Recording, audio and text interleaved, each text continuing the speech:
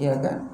Minta gitu kan supaya ada keistimewaan buat kita, atau datang ke orang-orang alim minta doa kepada mereka. Bukan nggak boleh, silahkan. Tapi kalau ada orang tua masih hidup, ini keramat yang luar biasa, nggak ada hijab.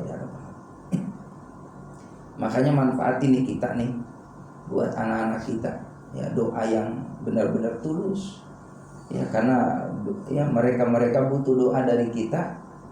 Dan harapan besar kita orang tua punya dzurriatan thayyibatan, punya anak keturunan yang baik-baik tadi. Maka bayangin di masa tua kita, Allahu Akbar, ya, lalu anak pada perhatian sama kita.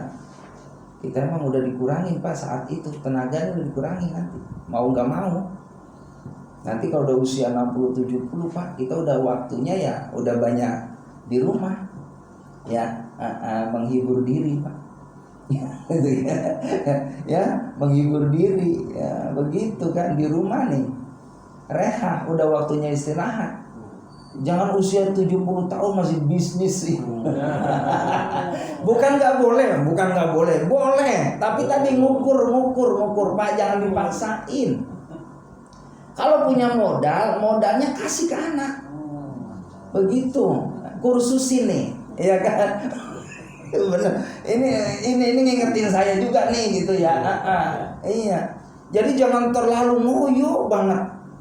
Masa usia 60-70 tahun jamaah rahimakumullah masih sibuk ngurusin toko, ngurusin bisnis ini. Giliran waktu Jumat datangnya 11:30. Orang udah pada qobliyah. Kita usia 65 Pak baru datang, qobliyah kelewat. Tuh kan di tempat parkir, Masya Allah, Allahu Akbar. Ya daripada nggak Jumat tadi, katanya. Iya, daripada nggak Jumat. Tapi tadi kembali, kalau kita udah merasa cukup, jamaah rahimakumullah, udahlah seininya aja, sewajarnya. Toh ditinggal juga tuh yang kita bela-belain. Terus ditumpuk-tumpuk investasi kita jutaan, ratusan juta Pak, nggak bakal dibawa. Maka mari tadi usia 50, 60, apalagi memang sudah ya banyak di rumah, jamaah rahimakumullah, udah waktunya deh, jangan ditinggal amalan-amalan nawafil, jangan ditinggal. Mau kapan lagi? Bantu anak cucu kita dengan doa nih, mumpung kita nih masih ada, manfaatin. Kapan doa yang mustajab? Ya tadi pada ibadah. Mau baca Quran, niatin tuh baca Quran buat anak cucu, keberkahannya. Di saat sholat duha, kita niat di sujud terakhir, ya Allah biar pada berkah anak cucu saya. Gitu Pak, dimanfaatin, duha jangan tinggal. Karena duha ini di dunia, ntar di kubur mah gak bisa duha, gak bisa, ya kan? Makanya tadi pengen kembali lagi ke dunia, pengen sedekah, ya kan? Pengen kumpul sama orang-orang baik, cuma gak bisa. Maka mumpung kita masih ada, ya Ustaz gimana kalau fisik saya nih kayaknya udah lemah banget, gak bisa berdiri, ya, dengan tumak nina. Boleh gak duduk? Boleh, silakan sambil duduk, ya. Sholat boleh sambil duduk. Begitu jamaah rahimakumullah. Yang penting jangan tinggal duhanya, istiqomahin semampu kita. Terus lagi kalau sudah di musola, rawatibnya jangan tinggal, qobliyah ba'diyah. Mumpung kita masih punya wudhu, iya, qobliyahnya kerjain, ba'diyahnya kerjain. Begitupun jamaah rahimakumullah, kalau kita dapat pengetahuan ilmu dari guru-guru kita, kan ada tuh yang namanya sholat qobliyah subuh, ada lagi ba'diyah maghrib, ya kan? Ada lagi namanya sholat awabin tuh. Ba'da maghrib itu ada namanya sholat sunnah awabin, yang disampaikan oleh Rasulullah, rafa'allah sholatahu, ya, fi'aliyin. Maka orang yang sholat namanya awabin 2 rakaat setelah sholat ba'diyah maghrib, itu sebenarnya 6 rakaat Pak hadisnya. Tapi kata ulama boleh 2 rakaat pun. Ini keutamaannya, di samping Allah ampuni dosanya, karena memang awabin itu kan sholat taubat intinya, supaya dia diampuni dosanya oleh Allah. Juga sholat awabin itu diangkat sholatnya fi'iliyin, ditempatkan di tempat yang tinggi dalam surga. Makanya insya Allah nanti coba kita mulai, ya, kalau memang belum dilakukan, mulai kapan ada waktu setelah ba'diyah maghrib, usolli sunnatal awabin rok'ataini lillahi ta'ala, atau aku niat sholat awabin 2 rakaat karena Allah. Itu keistimewaannya luar biasa. Nah kalau kita tahu ilmu, lakuin. Ada lagi namanya sholat di pagi hari ya, setelah subuh tuh jam 6:15 deh, namanya sholat isra. Itu pahalanya ya seperti orang yang ibadah haji dan umroh yang diterima sama Allah. Nah, namanya sholat isra.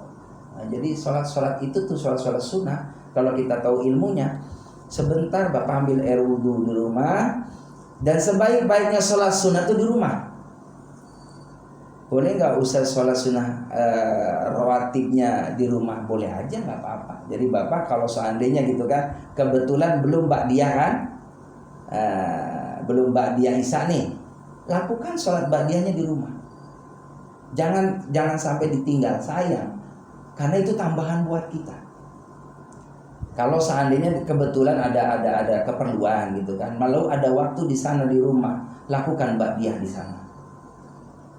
Atau seandainya jamaah rahimakumullah kita mau ke mushola, takutnya di sini ketinggalan qobliyahnya, lakukan qobliyahnya di sana nggak apa-apa setelah dengar azan. Jadi syaratnya setelah azan ya qobliyah itu. Jadi nggak apa-apa di rumah. Kalau saya kan begitu Pak. Jadi kebetulan memang dekat musholanya kan depan rumah. Nah, jadi qobliyahnya di rumah ketika habis aja nih. Jadi langsung tinggal qomat gitu kan, qomat jamaah. Takutnya kalau saya qobliyah jamaah yang sudah nunggu ini. Jadi kondisional aja, itu boleh qobliyah itu mau di rumah ataupun di tempat ibadah di mushola di masjid. Jadi sebaik-baik sholat nawafil itu adalah di rumah. Jadi tahajud bagus di rumah. Nawiru buyutakum bisola wa qiraatil Quran. Terangi rumahmu dengan sholat sunnah dan baca Quran. Jadi bagusnya di rumah ini 2 amalan itu kata Nabi. Kalau pengen dapat cahaya, pengen terpelihara hidayahnya, pengen terus istiqomah ibadahnya, pengen terus ditolong ya sama Allah, dimudahkan urusannya, 2 amalan ini hidupkan. Sholat sunnah hidupkan di rumah. Nah, kalau bisa jamaah rahimakumullah, rumah kita khusus ada tempat sholat, begitu. Jadi kamar khusus lah, tempat berbisik ke Allah. Ya, ada mihrab. Nah, kalau bahasa ininya mihrab lah, kayak Siti Maryam, ya kan? Siti Maryam jamaah rahimakumullah dibikinin tempat sama Nabi Zakaria. Kebetulan memang Siti Maryam itu kan ayahnya Imron. Imron tuh Nabi, Pak. Jadi Nabi itu ada 24.000 Nabi itu banyak. Ya, Nabi kalau Rasul 313. Yang wajib diketahui 25 Rasul. Termasuk Nabi Imron ya kan? Itu Nabi. Istrinya Imron namanya Hana. Udah Isa ya Pak ya. Ntar insyaallah 2 minggu yang akan datang saya cerita ayah Imron dan Siti Hana. Itu lahirnya Siti Maryam. Ternyata yang namanya Zakaria itu pamannya. Dan Nabi Zakaria itu punya anak udah tua. Insyaallah pertemuan yang akan datang saya ceritakan tentang kisahnya Siti Maryam ya, dan keluarganya. Wallahu a'lam bishawab. Subhanaka wa bihamdika asyhadu an la ilaha illa anta astaghfiruka wa atubu ilaik. Walhamdulillah. Assalamualaikum warahmatullahi wabarakatuh.